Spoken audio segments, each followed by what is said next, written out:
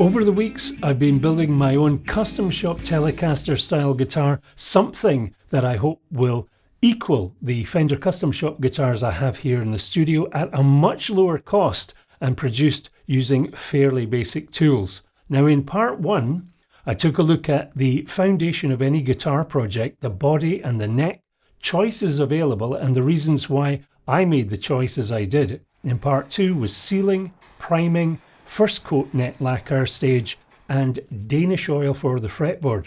Now it's important to get untreated wood finishes sealed within a short time of purchase due to the risk of moisture ingress, especially in a humid or damp environment. In part 3 was the colour coat, placing decals on the headstock and final coats of amber lacquer. And in part 4 I took a look at the accessories, hardware and electrics along with the process of aging chrome and nickel. And now in part 5 it's time to look at the design and implementation of relicing the neck, headstock and fretboard playability.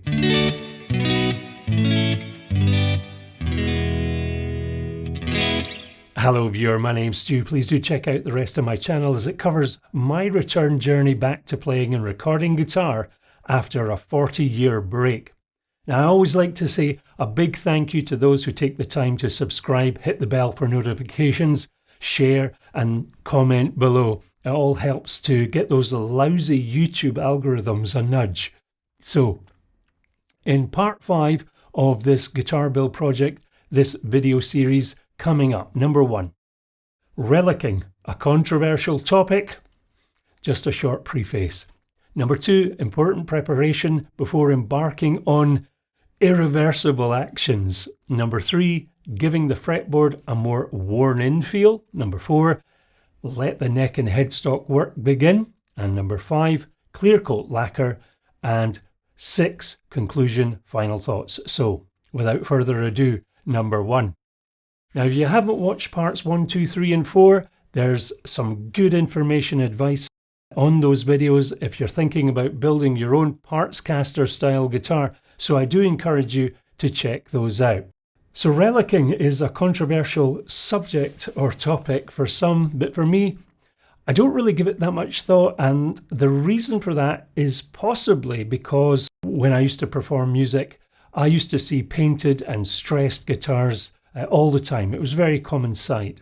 Now, at the end of the day, you like your guitars to look as shiny as the day you bought them, and I've got guitars like that I want to remain shiny, or you just like something that looks worn in, but I need to caveat that by saying there's worn in that looks appealing, and there's worn in that just looks a bit of a mess. Now, that's my opinion. Now, of course, there are a number of reasons why many who like relic guitars are drawn to them. And in the case of the Fenders I have here, simply they are super comfortable to play. It's not just what they look like, it's how they feel to play. And they do have a certain nostalgic quality attached to them because of their heritage. And today that gets called vintage. Now, for those interested, I did a video some time ago looking deeper into the custom world of relicing, so do check that out if that topic interests you. So, number 2, how do you prepare before you begin to scrape away at that lacquer that's just had so much care and attention to get it where it stands at present? So, first rule, do your homework. Now, I happen to have a number of Fender Custom Shop relic guitars here in the studio, so the first thing for me to do was to take a close look at what has been done by the Fender Custom Shop folks and take note of anything that's typical in each guitar. Number 3. Now, while the fretboard and frets, they are nicely done straight from the manufacturer, I want to have a more custom shop style worn-in feel, particularly on the lower edge of the neck where my hand or fingers make most contact. For the sake of filming, I am doing this example on a bed with a soft mat to protect the underside of the neck. Now, taking a sharp blade and carefully following the direction of the grain, I gently remove rosewood material from the edge, working the surface so it now has a gentle radius or curve. This needs to be done a little bit at a time, taking a lot of care that the blade does not cut into the wood. Now, feeling with my fingers, I check it against a Fender Custom Shop neck just to see how close I'm getting to the feel that I'm looking for. Now, using 1500 grit paper, again very gently, following the grain to begin with, I smooth out the radius. Moving to a 2000 grit paper, I smooth the finish some more. Now, I personally prefer to sit in a comfortable chair and do the rest of the fretboard with the neck held firmly. And now I'm really getting the feel of things. Now, looking at the other side of the fretboard where your thumb rests, it doesn't need so much work, which is also noticeable on the Fender Custom Shop necks I'm using as a guide. Now, I'm regularly running my hand up and down the fretboard to see how it feels. I also take 400 grit and 1500 grit paper to some of the fret wire edges, taking care not to cut into the fretboard. These are then rubbed over with a grit or ink style rubber, and I will polish them out much later. Now, I also take some 2000 grit and just gently rub the surface of the whole fretboard. Remember from a previous video, this was given 3 coats of Danish oil to seal it, and after these few weeks of drying out, it's now time to smooth out the surface finish.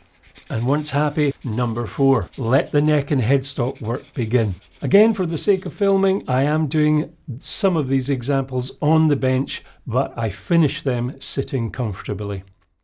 Taking the edge of a sharp blade, I begin to very carefully scrape away at the lacquer. It's very important not to dig into the wood with a sharp blade. Care needs taken on curves, as it's much easier to accidentally go too far with the blade. Now, I also use a small piece of 1500 grit paper to smooth some areas out a little as I go along, not too much. Using a small paintbrush, I now dab onto the exposed wood areas, using a light wood dye, and then rub off with a tissue. Always best to test any dyes on scrap wood beforehand. As this is a light wood dye, I do have to apply a number of coats. Again, patience required. It's a step at a time process to keep control over the effect. Always better to just build the effect up.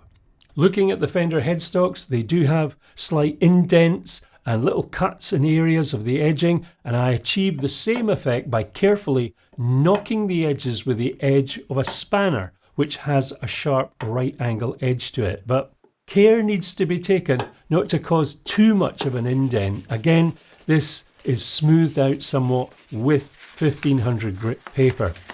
So now it's time to sand down the lacquer, bearing in mind that the coats of amber lacquer, which give the neck and headstock its vintage golden appearance, these coats are quite thin, so care is needed. Now, I'm using 1500 grit paper and very gently rubbing the headstock back and front. Care needs to be taken where the logo transfers are.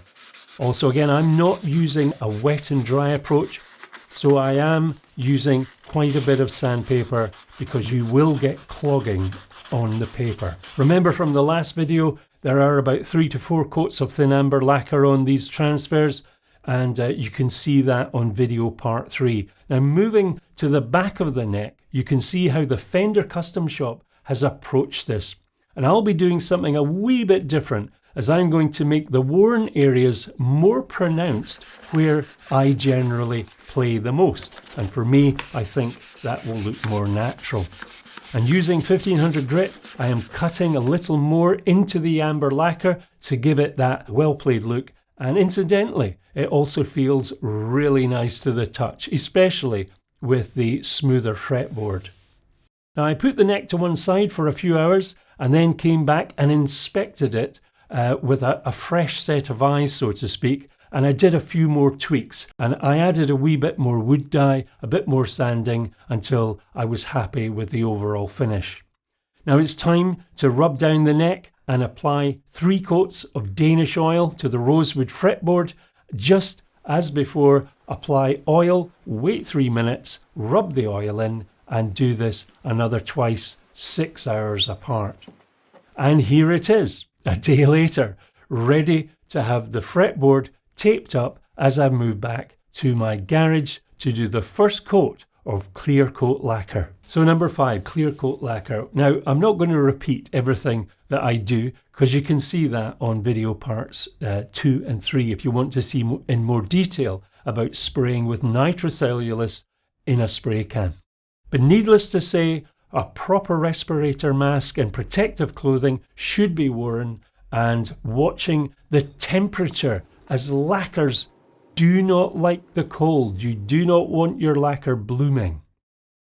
Now I begin with spraying a fine mist coat to let the nitro lacquer melt into the previous lacquer coat, and I'm using the same spray can products to avoid any paint reaction that can happen with paints from different sources. And once the first coat is applied, the neck is carefully removed to a room that has been preheated where it's warm, not too hot, leaving it there for about 30 minutes. I then go on to give the headstock and neck a further 3 coats. These are applied a bit more heavily. Again, remove the neck to the warm room after every application. Now once complete, the neck is left to thoroughly dry, which needs about 4 weeks before you would attempt to cut and polish.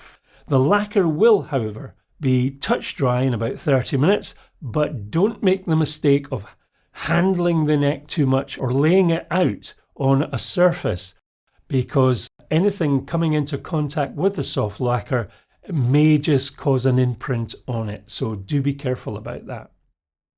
So number 6, conclusion and final thoughts. So in part 6, it's the body of the guitar necks. This is a lot more involved because so much of it is purely cosmetic, and this is the part that everybody looks at. Now in regard to any thoughts so far, other than what I've already mentioned in previous videos covering this project build, if you've got any questions, please send them in, as I'll be doing a final video covering the cost, time involved, and just general questions answered. Relicing, if that's something you'd like to attempt, you need to do your homework. Look at videos from the Fender Custom Shop and examine pictures of guitars that have wear and tear, whether from Custom Shop relicing or genuinely old, well-used instruments. Visit a guitar store, check out the Fender Relic guitars and examine carefully what's been done, and touch and feel the finish on both the bodywork and the back of the neck to really get to grips with what that wear and tear is. Now ultimately, if you're undertaking a guitar build, it's your project. You do what you like. But more often than not, achieving what you like does take planning and great care and attention to detail. So again, above all, enjoy the journey. Please do think about subscribing, hit the bell to get notified for part 6, like and share, as always, it really helps the channel out.